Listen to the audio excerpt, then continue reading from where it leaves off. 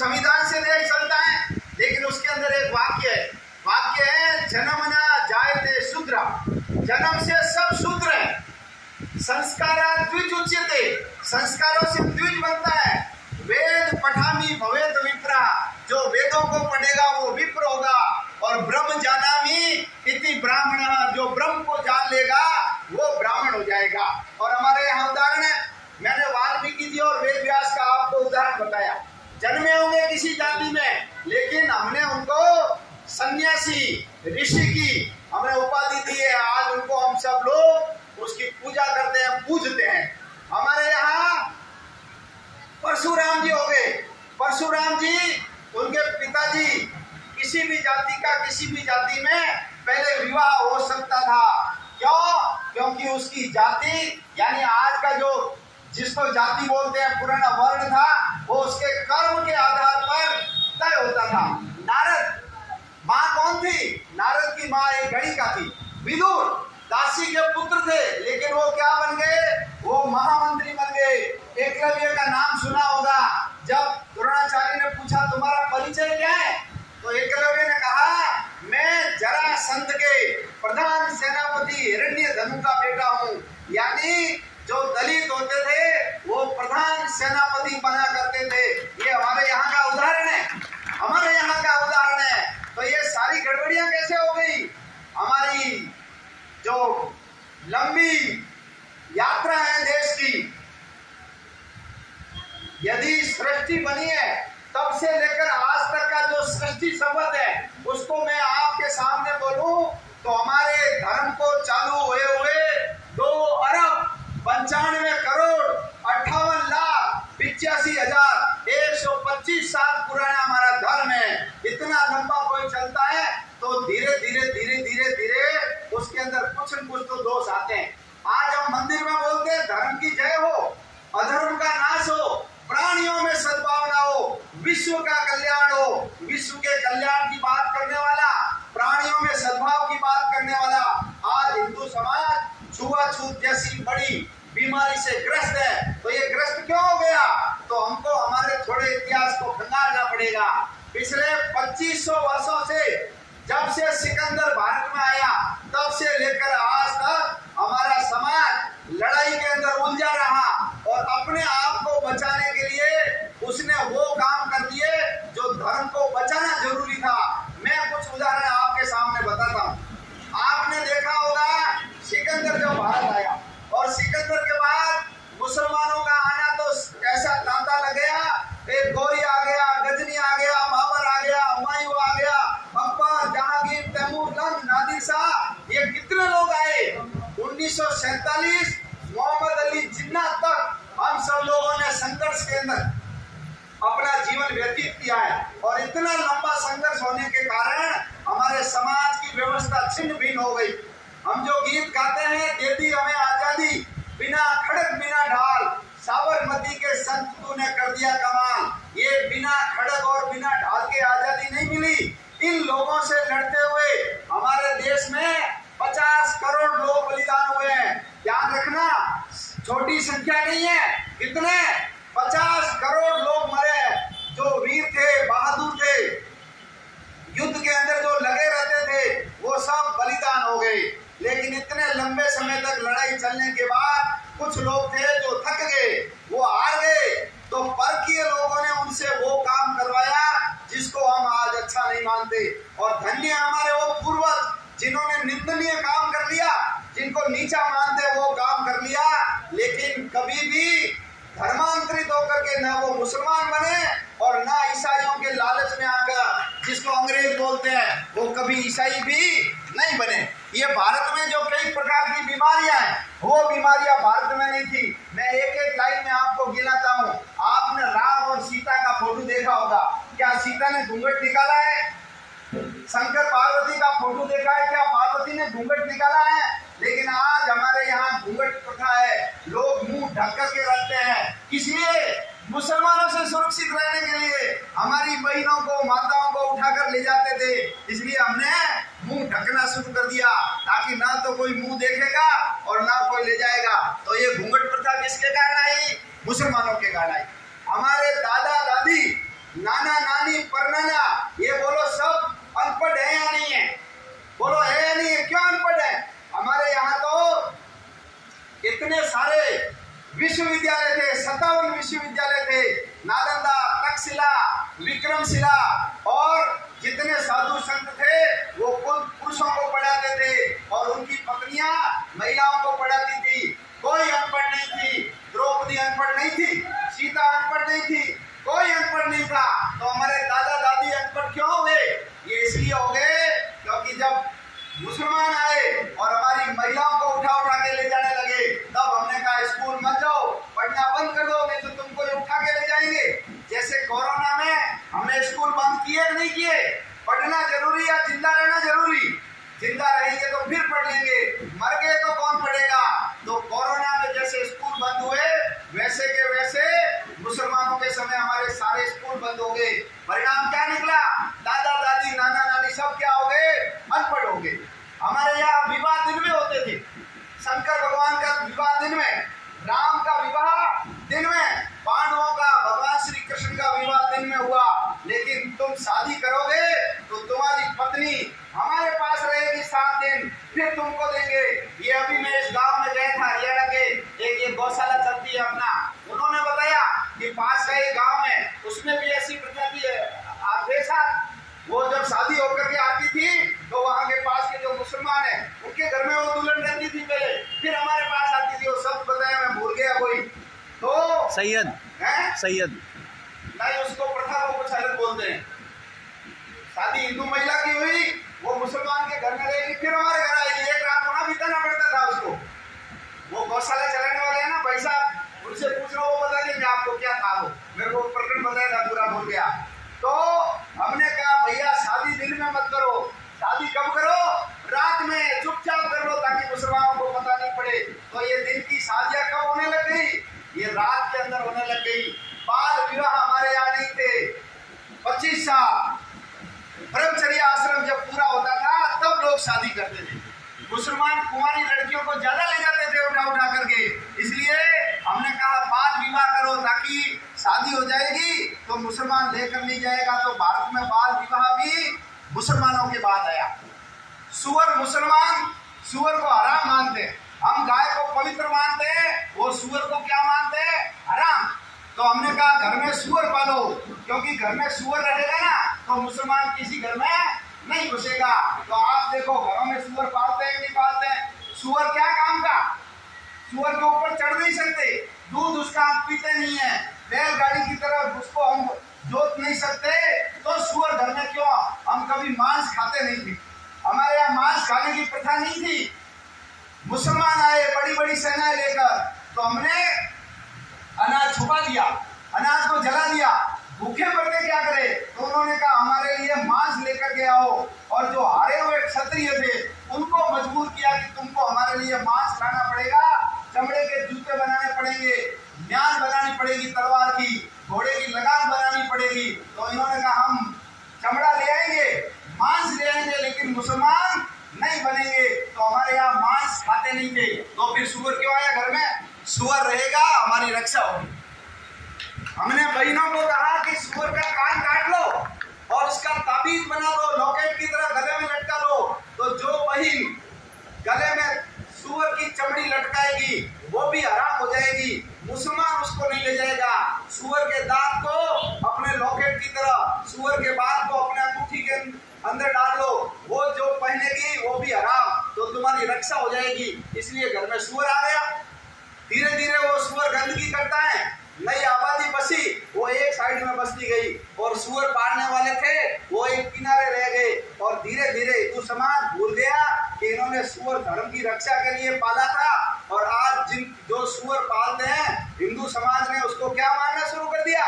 ये अछूत है, ये सुअर पालते हैं, ये हमारे घर में नहीं आ सकते, इनको मंदिर में नहीं घुसने देंगे, इसको कुएं में पानी भरने नहीं देंगे, इनको घोड़ी पे नहीं चढ़ने देंगे। लेकिन हिंदू समाज उनके बलिदान को भूल गया कि सुअर क्यों पाला गया। हमारी नई दुल्हन घर पे आती थी तो हम सुअर के खून को एक थाली में रखते थे और आने वाली दुल्हन को सुअर के खून के अंदर दोनों पैर भिगो करके फिर घर के अंदर लेते थे। लेकिन धीरे धीरे ये प्रथा बदल गई। अब अभी मैं जम्मू गया था, उन्होंने कहा भाई साहब हमारे यहाँ तो ये व्यवस्था है अभी, लेकिन खून की जगह हम क्या करते हैं, लाल रंग लेते हैं, थाली में भरते हैं, फिर वधू को पैर डुबो करके अंदर लेते हैं। क्यों? क्योंकि खून, सुअर का खून यदि दुल्हन के लग गया तो सुअर हराम, दुल्हन भी हराम, मुसलमान उसको नहीं ले जाएगा। इसलिए जो पैर लाल करने की प्रथा थी वो भी इनके कारण आई। हमारे यहाँ समुद्र यात्रा रोक दी गई। क्यों? समुद्र यात्रा करेंगे तो मुसलमान पकड़ लेंगे, धर्मांतरण कर देंगे, मुसलमान बना देंगे, तो हमने रोक दी। ये जो अकबर वगैरह था, जिसका नाम बड़ा ही ऊंचा ले लेकर के अपने किताबों में पढ़ाया जाता है, उसने जजिया कर लगाया हिंदुओं के ऊपर। 50% जितना गेहूं होगा, बाजरी होगी या जो भी फसल होगी, उसका 50% तुमको जमा कराना पड़ेगा हिंदुओं के ऊपर। हिंदू परेशान हो जाए और परेशान होकर के वो क्या बन जाए, मुसलमान। मुसलमानों के ऊपर जजिया करनी था, तो ये हमारे धर्मांतरण के लगाया गया। तो ये कई समस्याएं आ गई।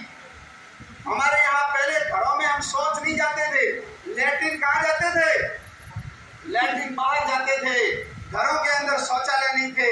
ये नालंदा, तक्षशिला विश्वविद्यालय जो निकले, ये हड़प्पा जो पुराने खंडहर निकले, वो किसी के वहाँ किसी घर के अंदर निकला, रसोई निकली है, भंडारघर निकला है, लेकिन लैट्रिन नहीं निकली। इसका मतलब जाते थे लैट्रिन बाहर जाते थे, लेकिन हमारे राजा और रानी रक्षा के लिए बाहर जाएंगे तो कोई उनको मार देगा।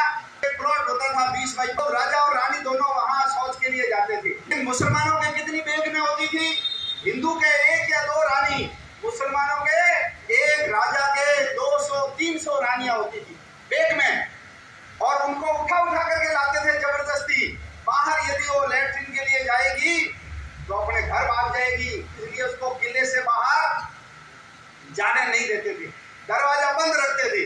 फिर वो लैट्रिन कहाँ जाएगी, तो वो जो 20 बाई 20 का प्लॉट था उसके अंदर जाओ तो 2 लोग जाएंगे तो कोई दिक्कत नहीं होगी, 2 की जगह 300 लोग बोलो लैट्रिन जाएंगे तो बदबू आएगी कि नहीं आएगी, बदबू आने लगी। क्या करें? तो उन्होंने कहा जो लोग ये हार गए हैं, जो लोग थक गए, उन सब लोगों को लैट्रिन उठाने के लिए इस काम में लगाओ।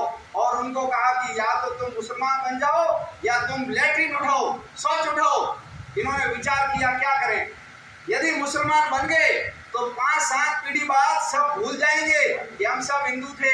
ये बाद में हमारे महिलाओं को मारेंगे, मंदिर तोड़ेंगे, गाय की हत्या करेंगे। इसलिए लैट्रिन उठा लो, मल उठा लो, लेकिन मुसलमान मत बनो। तो धर्म बचाने के लिए इन्होंने शौच उठाना शुरू कर दिया, तगारी में लेकर के बाहर डालना शुरू कर दिया, तो उनका धर्म भंग हो गया। और ये धर्म भंग हो गया तो एक शब्द निकला, उसको हम बोलते हैं भंगी। तो ये हमारे किसी शास्त्र में नहीं लिखा हुआ है, किसी पुस्तक में भंगी शब्द नहीं है। क्यों? क्योंकि हमारे यहाँ ऐसी व्यवस्था ही नहीं। आज से 150 साल किसी किताब के अंदर मोटरसाइकिल नाम का कोई शब्द ढूंढो, मिलेगा क्या? नहीं मिलेगा। क्यों? मोटरसाइकिल थी नहीं, मोटरसाइकिल बाद में आई। तो ये भंगी शब्द नहीं था। धर्म भंग किया, सम्मान भंग किया, मान आदर भंग किया, इसलिए ये भंगी शब्द आ गया। हिंदू समाज भूल गया कि इन्होंने धर्म को बचाने के लिए ये काम किया। और धीरे धीरे धीरे धीरे शिक्षा बंद हो गई, स्कूल बंद हो गई, तो फिर किसको पढ़ाएं? तो जो पढ़ाने वाले लोग थे, आपने सुना होगा एक गरीब ब्राह्मण था। तो ब्राह्मण हमेशा गरीब ही होते थे, क्योंकि वो दूसरा कोई काम नहीं करते थे, केवल पढ़ाने का ही काम करते थे। सबको निःशुल्क शिक्षा मिलती थी। राम और केवट दोनों एक ही स्कूल में पढ़े, ध्यान रख लेना, दोनों एक स्कूल में पढ़े। सबसे पहले इस व्यवस्था को खंडित करने का काम द्रोणाचार्य ने किया, जिसने पांडवों को ट्यूशन पढ़ाना शुरू किया। उससे पहले शिक्षा फ्री थी, शिक्षा बंद हो गई। परिणाम क्या निकला?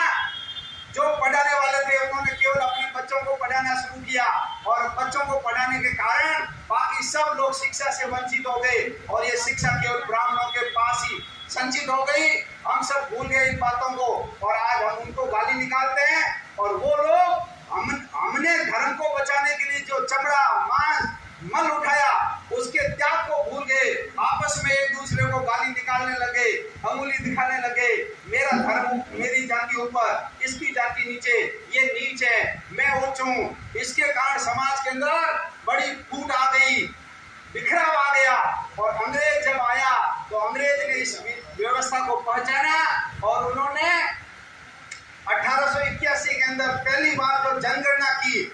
जनगणना के अंदर वर्ण व्यवस्था को खत्म करके जाति व्यवस्था लागू की। वर्ण और जाति में आपको एक उदाहरण से ठीक से समझाता हूं। आज मान लो ब्राह्मण का लड़का है, जन्मा है ब्राह्मण घर में, लेकिन वो चपरासी की नौकरी करेगा, तो बोलो आज की व्यवस्था में हम उसको ब्राह्मण मानेंगे या शूद्र मानेंगे? बोलिए, क्या मानेंगे? ब्राह्मण का बेटा है, नौकरी कर रहा है चपरासी की, झाड़ू लगाता है, चाय पिलाता है, घंटी बजाता है स्कूल में, बोलो हम उसको ब्राह्मण मानते हैं शूद्र मानते हैं? ब्राह्मण। शूद्र नहीं मानते, आज नहीं मानते शूद्र, आज तो वो ब्राह्मण ही है।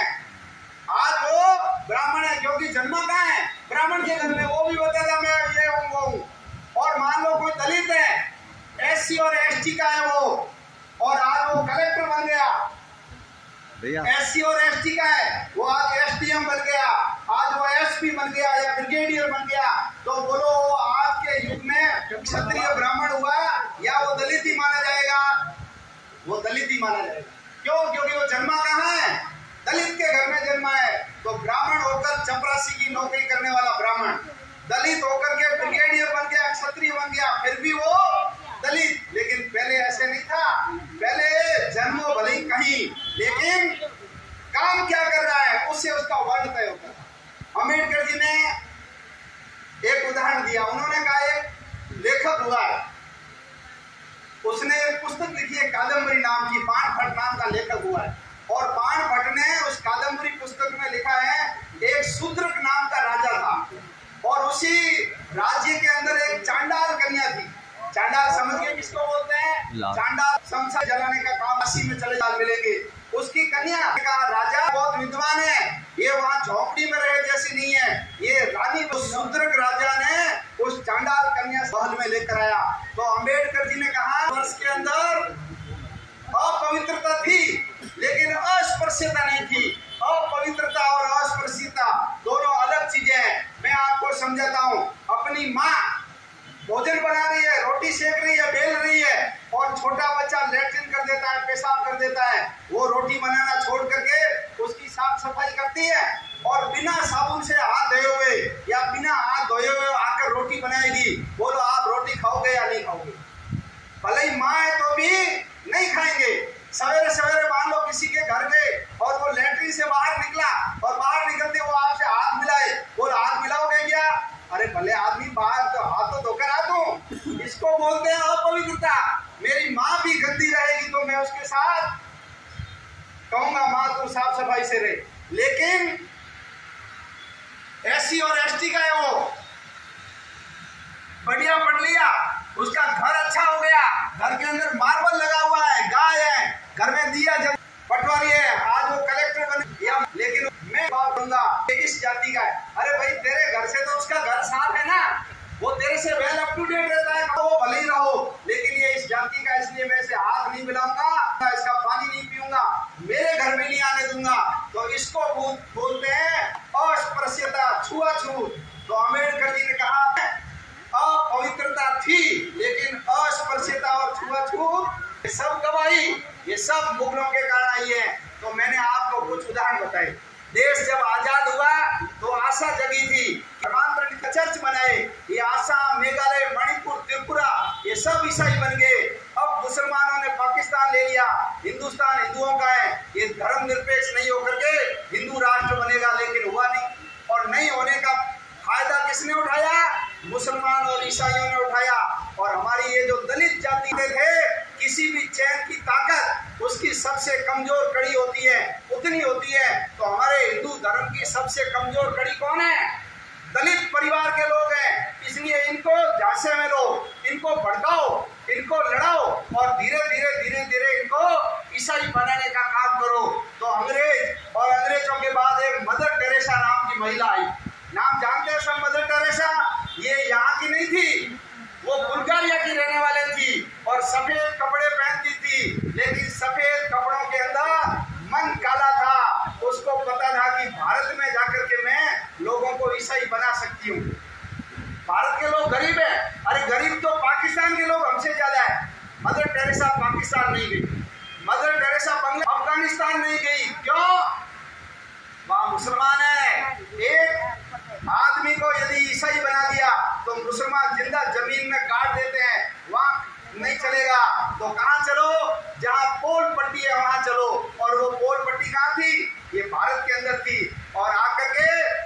समाज के अंदर जाकर के 2 किलो चावल है, 1 किलो शक्कर, आटा, दाल तुम्हारा इलाज करा देंगे, ऐसा झांसा दे दे करके, लालच दे दे करके उन्होंने धर्मांतरण शुरू किया।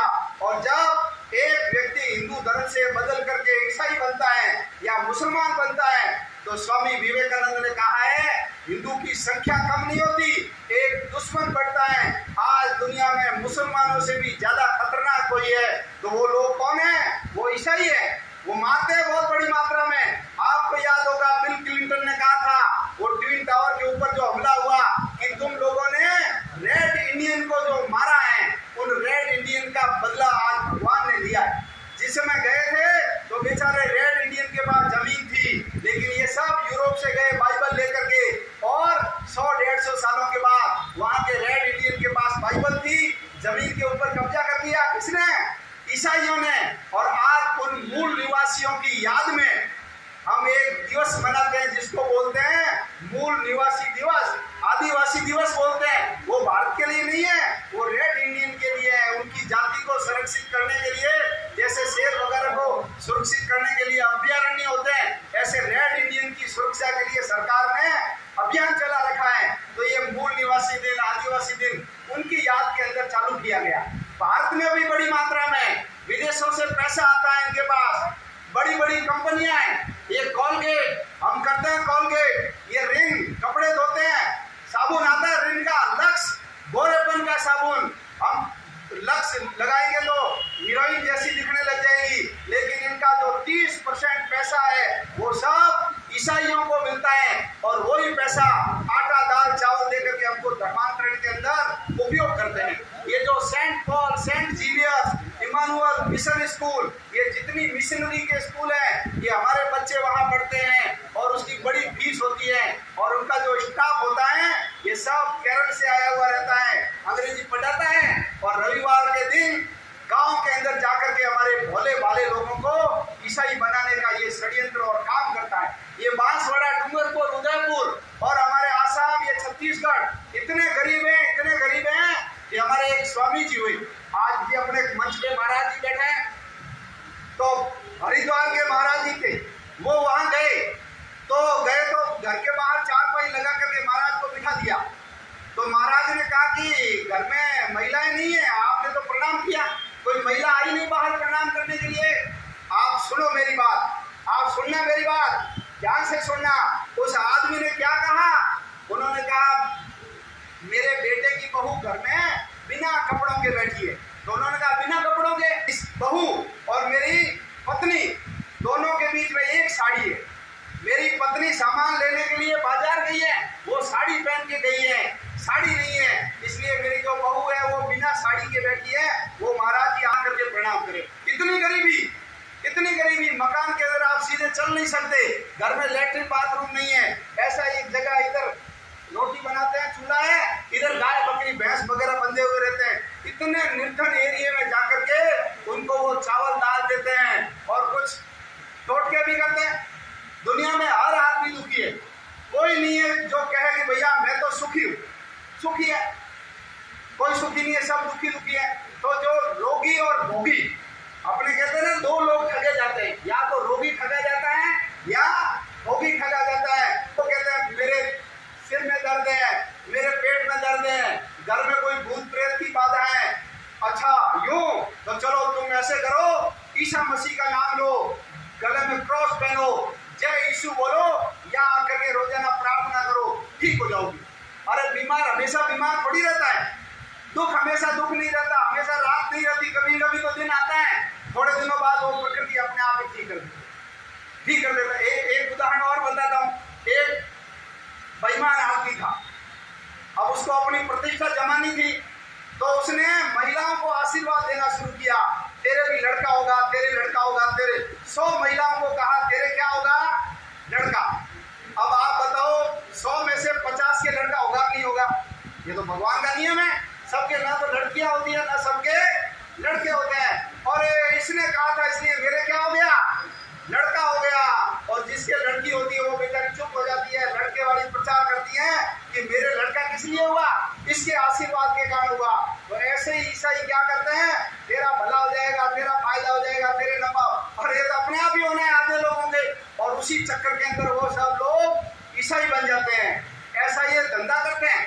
ये जहाँ का उदाहरण बताया मैंने, वहां इन्होंने स्कूलें खोली और स्कूल खोल करके छोटे छोटे बच्चों को उनका दिमाग खराब करने के लिए उन्होंने क्या किया, बस में बच्चों को घर से लाते थे, फिर वहां पर छोड़ते थे। तो उसका ड्राइवर जानबूझ करके बीच में बस बंद करता था और फिर बच्चों को बोलता था कि देखो बस बंद हो गई है, तुम्हारे भगवान को याद करो। तो कोई हनुमान जी को याद करे, कोई जगदम्बा को याद करे, कोई राम को याद करे, कोई शंकर भगवान को याद करे। और ड्राइवर जानबूझ के चाबी घुमाए और गाड़ी ठर ठर करे, चालू हो ही नहीं। देखो तुम्हारे भगवान के नाम से गाड़ी चालू नहीं हो रही है। अब तुम ऐसे करो, सब ईसा मसीह को याद करो। और वो ऐसे ऐसे करके जैसे ईसा मसीह को याद करे, ड्राइवर बस चालू कर दे। बोलो बच्चों के दिमाग में आएगा नहीं आएगा कि हनुमान जी ताकतवर नहीं होते? ताकतवर कौन होता है? ईसा होता है। वो ईसाई बन जाते हैं। वो तो इतने भोले लोग हैं। एक ईसाई गया एक छत्तीसगढ़ के जगदलपुर में, उन्होंने 2 मूर्तियां बनाई, एक हनुमान जी की बनाई, एक ईसा मसीह की बनाई। दोनों एक जैसी, रंग कर दिया ऊपर से, पता नहीं पड़े क्या है। और उन्होंने कहा देखो ये हनुमान जी है तुम्हारे, ये हमारे ईसा मसीह है, हम दोनों को पानी में डालेंगे, जो ताकतवर होगा वो तो तैरेगा और जो कमजोर होगा वो डूब जाएगा। अब हनुमान जी की मूर्ति थी लोहे की और ईसा मसीह की मूर्ति थी लकड़ी की। बोलो कौन तैरेगा? ईसा मसीह तैरेगा। लोगों को लगा देखो ईसा मसीह में कितनी ताकत है, ये लोग तैर रहे हैं, और हनुमान जी बेचारे डूब गए। फिर हमारे जैसा पहुंच गया। उन्होंने कहा हमारे धर्म में जल परीक्षा नहीं होती है। सीता माता ने जल परीक्षा नहीं दी थी। सीता माता ने क्या दी थी? अग्नि परीक्षा। दोनों मूर्तियों को उठा के आग में डालो, पता लग जाएगा कौन देवता ताकतवर है। ईसा मसीह लकड़ी के जल गए और हनुमान जी लोहे के थे वो बच गए और उनको वहां से हमने भगा दिया। आगे अपन लोग खड़े होंगे तब ये इधर भी यहाँ से जाएंगे, अन्यथा हमारी संख्या कम हो जाएगी। और ध्यान रख लेना, जब भी दंगा फसाद होगा वो नहीं देखेगा कि तुम बीजेपी वाले हो या कांग्रेस वाले, वो नहीं देखेगा कि तुम ब्राह्मण हो या दलित। वो जो भी मिलेगा ना हिंदू, वो उसको मारने का काम ये लोग करेंगे। पाकिस्तान से कितने दलितों को भगाया है इन लोगों ने। ये आसाम, मेघालय, मणिपुर में या केरल में ये 50% से ज्यादा हो गए ईसाई मुसलमान। कितने दलितों को इन्होंने मारा है। आज बोलो बंगाल के अंदर जिनको भी मारा जाता है वो सब दलित परिवार के लोग हैं। कोई उसके लिए बोलने वाला नहीं, कोई उसके लिए रोने वाला नहीं। क्यों? क्योंकि हम सब लोग अंगुलियों की तरह बिखरे हुए। मैं जाट हूँ, मैं ब्राह्मण हूँ, मैं एससी का हूँ, मैं एसटी का हूँ, मैं ओबीसी का हूँ। बोलो अंगुलियां कोई भी पकड़ के तोड़ सकता है? नहीं तोड़ सकता है। लेकिन जब पांचों मिलकर के मुट्ठी बनती है, हम सब हिंदू हैं, तो बोलो कोई तोड़ सकता है क्या? किसी को मजा चखाना हो तो थप्पड़ से नहीं होता है, मुक्का मारते हैं ना तब उसकी बत्ती सी बाहर आती है। तो हम सब लोगों को भी एक रहना पड़ेगा, अन्यथा हम धीरे धीरे मारे जाएंगे। अरे हमारे तो बच्चों ने भी धर्म नहीं बदला। गुरु गोविंद सिंह जी के बच्चों को कहा था मुसलमान बन जाओ। बोलो फतेह सिंह, जोरावर सिंह, दीवार के अंदर जिंदा चुन दिया, ईंट गारा पत्थर मिट्टी लगा करके पूरा ढक दिया, लेकिन वो मुसलमान नहीं बने। ये हकीकत रहा है, हमारे सियालकोट के हकीकत रहा है। 12 साल का हकीकत रहा था। उसको कहा मुसलमान बन जा, तेरे को छोड़ देंगे, नहीं तो गर्दन काट देंगे। उन्होंने कहा गर्दन काट दो। माँ ने भी कहा बेटा बन जाना मुसलमान, क्या फर्क पड़ता है, तो जिंदा तो रहेगा। तो हकीकत राय ने कहा क्या मैं मुसलमान बन जाऊंगा उसके बाद कभी मरूंगा नहीं? माँ नहीं, मरेगा तो सही, तो फिर मैं धर्म बदल करके क्यों मरूं, मैं तो इसी धर्म में मरूंगा। और उन्होंने अपनी गर्दन कटवा दी, लेकिन धर्मांतरित नहीं हुआ। हो सकता है हमारे हिंदू समाज ने जो अपने साथ अच्छा व्यवहार नहीं किया है उसके कारण मन में अपने तकलीफ होगी, कष्ट होगा, लेकिन लोगों ने अभी जैसे मेरे से पहले एसपी साहब ने कहा है कि लोगों ने बदमाशी की होगी, उन्होंने हमारे त्याग को भुला दिया होगा, लेकिन हिंदू धर्म में ऐसा कहीं भी नहीं है। अम्बेडकर जी ने कहा है वेदों के अंदर कहीं इस प्रकार की व्यवस्था नहीं है। उन्होंने कहा 32 बार आर्य शब्द आया है। उन्होंने तो कुछ बातें ऐसी थी जो अपने गुरु का भी उन्होंने विरोध कर दिया था। उन्होंने कहा था कि वेदों के अंदर कहीं छुआछूत नहीं है, सब मुगल काल के अंदर हुई है। और अम्बेडकर जी भी विदेशी धर्म में नहीं गए, वो बौद्ध बन गए। तो बौद्ध तो हिंदू ही है भाई, जैसे जैन है, जैसे सिख है, वैसे ही बौद्ध है। और बौद्ध बनने से क्या फर्क पड़ा? अम्बेडकर जी का नाम बदला क्या? नाम अम्बेडकर जी रहा ना। अम्बेडकर जी के पिताजी का नाम बदला क्या? राम जी अम्बेडकर, वही नाम रहा। गुरु का भी वही रहा, वही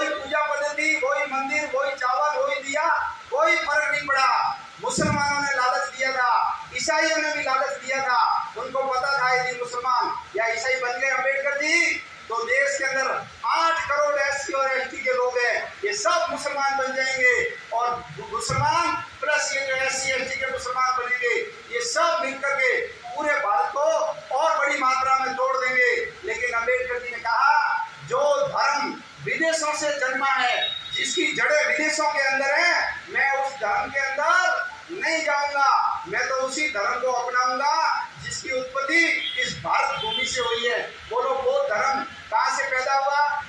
भगवान बुद्ध कहाँ से आए? इसी धरती के ना, तो कोई फर्क नहीं पड़ता। इसलिए मन में नाराजगी होना स्वाभाविक है। और मैं तो कहता हूँ, हिंदू समाज को कहता हूँ कि तुम्हारे साथ यदि ऐसा अत्याचार हो, तुम 10 दिन नहीं रहोगे। इन लोगों ने 700 साल, 1000 साल तक ये कष्ट रहा है। इनके कष्टों की यदि गिनती की जाए, रोंगटे खड़े हो जाते हैं। अम्बेडकर जी के साथ जो हुआ वो सुनते तो रोंगटे खड़े हो जाते हैं। लेकिन अम्बेडकर जी दूसरे धर्म में नहीं गए। पहले जितनी छुआछूत थी उतनी आज नहीं है, कम हो गई। कुछ चीजें हैं जो समय के साथ ठीक होती हैं। इसलिए अम्बेडकर जी का शिक्षित बनो। जैसे जैसे हम पढ़ लेंगे, हमारा जीवन स्तर ऊंचा हो जाएगा। हमारे साथ कोई भेदभाव छुआछूत नहीं करेगा। बोलो, आज कोई SC और ST का कलेक्टर बन जाता है, उसके साथ भेदभाव छुआछूत होता है क्या? नहीं होता है, नहीं होता है। इसलिए हम सब लोग पढ़ें, अपने जीवन स्तर को अच्छा बनाएं, मकान को अच्छा बनाएं, और जब हमारी संपन्नता आएगी तो ये जो गड़बड़ है वो गड़बड़ धीरे धीरे ठीक हो जाएगी। वीर सावरकर का नाम सुना होगा आपने। वीर सावरकर ने कहा कि कुत्ता हमारे घर में आता है। कुत्ता, आजकल कई लोग कुत्ते लेकर के घूमते हैं गाड़ियों में, कई स्कूटी पे लगा के घूमते, आगे बिठा करके घूमते हैं। कई लोग घरों में लिखते हैं कुत्तों से सावधान। अच्छे अच्छे घरों में कुत्ते हैं। बिल्ली जो चूहे खाती है और हमारे घर में आकर के दूध पीकर जाती है, भगोला भरा हो 10 किलो दूध का। बोलो, बिल्ली दूध पी करके जाती है तो कोई दूध बाहर फेंकता है क्या? कोई नहीं फेंकता। नालियों में घूमने वाला चूहा यदि बड़े 15 लीटर के पीपे के अंदर गिर जाए तो कोई घी फेंकता है क्या बाहर? कोई नहीं फेंकता। वो चूहे को बाहर उठा करके फेंकता है, उसी घी का हलवा बना करके खाता है। तो अम्बेडकर जी ने कहा, हम हमारे जिन हाथों से रोटी खाते हैं वो हाथ हमारी गंदगी साफ करते हैं। गंदगी साफ करने वाले हाथों से रोटी खाते हैं। जिस माँ ने मेरी गंदगी साफ की, उस माँ के हाथों की हम रोटी खाते हैं। कुत्ता घर में पालते हैं, बिल्ली हमारे घर में आती है, चूहे की झूठी, और मक्खियाँ तो पता नहीं कहाँ कहाँ बैठती हैं। अब उसी मक्खी को मिठाई के ऊपर बैठ जाती है, गन्ने के, आप जानते होंगे, रस पीने के लिए। कई बार तो मक्खियाँ उसके अंदर घुस जाती हैं गन्ने में, हम सब पी जाते हैं। तो हिंदुओं, तुम लोग जब ये इतना काम कर सकते हो तो हमारे जैसे हाड़ मांस का शरीर, जिसके घर में गाय है, जिसका नाम मोहन राम है, जो मंदिर जाता है, अपने आप को हिंदू धर्म से जोड़ता है, तुम उनके साथ भेदभाव और छुआछूत करोगे तो इतिहास तुम्हें माफ नहीं करेगा। इसलिए विश्व हिंदू परिषद के गुरुजी जिन्होंने स्थापना की, उन्होंने कहा, यदि छुआछूत पाप नहीं है तो दुनिया में कुछ भी पाप नहीं है। छुआछूत महापाप है। हमारे राम मंदिर का उद्घाटन हुआ 89 में, 1989 में, शंकराचार्य से नहीं, महामंडलेश्वर से नहीं, कामेश्वर चौपा बिहार के रहने वाले हरिजन से उसकी नींव रखवाई। क्यों? क्योंकि ये समाज हमारा अभिन्न अंग है, इसको दूर करेंगे तो हमसे दूर चला जाएगा। चांडाल के वहां जाकर के भोजन किया। हरिश्चंद्र ने जहाँ नौकरी की थी, उस चांडाल के घर में जाकर के शंकराचार्य जी ने भोजन किया। तो छुआछूत मिटाने के लिए बहुत बड़ी मात्रा में हम सब लोग ये काम कर रहे हैं। राम ज्योति आई थी, राम ज्योति, और राम ज्योति में आपको याद होगा काला मंदिर, जहाँ अम्बेडकर जी ने प्रवेश के लिए अभियान चलाया था, उस काला मंदिर के पुजारी से राम ज्योति की दीप प्रज्वलित करके नवासी के अंदर जो राम ज्योति पूरे गांव में भेजी थी हमने, उसका जो प्रज्वलन है उस काला राम मंदिर के द्वारा हम सब लोगों ने ये करवाया था। तो आज भी 1925 से लेकर 1925 में डॉक्टर हेडगेवार जी के कैंप के अंदर अम्बेडकर जी आए थे, और अम्बेडकर जी ने जब देखा था कि सबको एक साथ बिठा करके बिना जाति पूछे ये काम कर रहे हैं, तो अम्बेडकर जी ने कहा था, डॉक्टर हेडगेवार तू काम तो बढ़िया कर रहा है, लेकिन तेरी गति धीरे है, गति बढ़ानी पड़ेगी। और मैं मेरे समाज को दिशा दिए बिना मर गया तो ये मेरा समाज या तो ईसाई बन जाएगा, या मुसलमान बन जाएगा, या ये कम्युनिस्ट थी, ये ताक लगा करके बैठा, ये सब कॉमरेड कम्युनिस्ट बन जाएंगे, इसलिए मैं दिशा देकर जाऊंगा। तो उन्होंने सबको बोध बनने का बोला। ऐसा महान ऋण है हमारे ऊपर। यदि अम्बेडकर जी नहीं होते तो आप और हम सब लोग, आप सब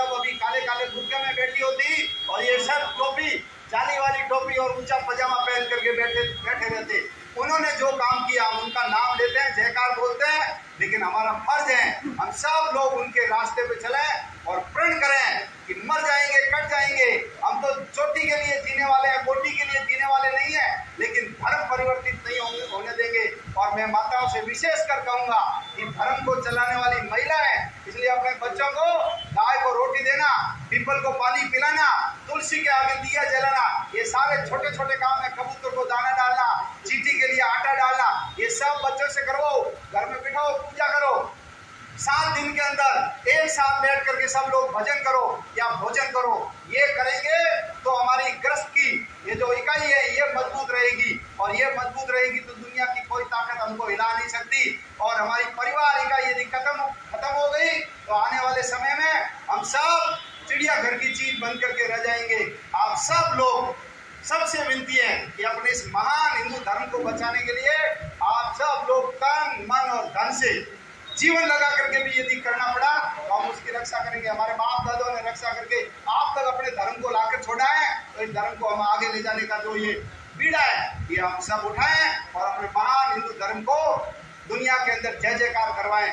आप सब ऐसा करेंगे, ऐसी विनती आपसे करते हुए मेरी बात पूरी करता हूँ। बोलिए भारत माता की, थोड़ा जोर से बोलिए, जय श्री राम, जय श्री राम। भारत माता की जय, हिंदू धर्म की जय, हिंदू संस्कृति की जय, हिंदू सभ्यता की जय, हिंदू समाज की जय, हिंदू राष्ट्र की जय। हर हर